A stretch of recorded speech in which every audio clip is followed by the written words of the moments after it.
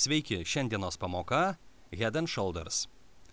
Būtent dėl savo sandaros galvos ir pečių šablonas Head and Shoulders ir gavo savo pavadinimą. Darinys atrodo kaip galva ir pečiai. Matome kairį petį, iškilimą panašų į galvą, taip pat ir dešinį petį, o taip pat matome ir kaklo liniją.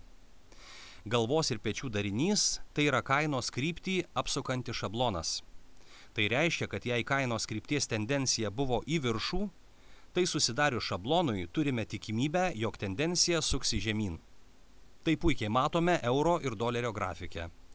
Prieš susidarant šablonui kaina kilo, tačiau kryptis buvo apsukta. Papasakosime, kodėl taip nutinka.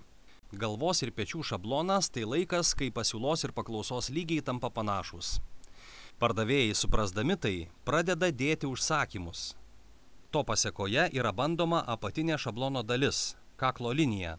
Šioje kaklo linijos zonoje grįžta pirkėjai, keldami kainą. Taip susiformuoja nauja viršūnė šablono galva. Kaip bebūtų, kaina nuo naujos aukštumos, veikiama pardavėjų, vėl apsukama ir dar kartą testuojama apatinė, palaikymo zona, kaklo linija. Kova tęsiasi ir vėl įsikiša pirkėjai. Kaina stumiama į viršų, tačiau nepadaro naujos viršūnės, taip sudarydama dešinį petį.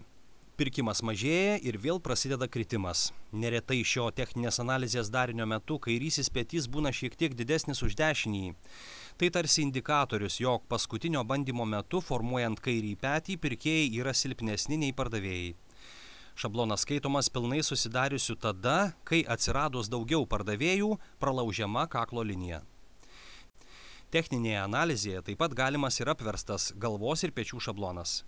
Kaip matote, jis taip pat turi abu pečius ir galvą bei kaklo liniją. Veikimo principas toks pat.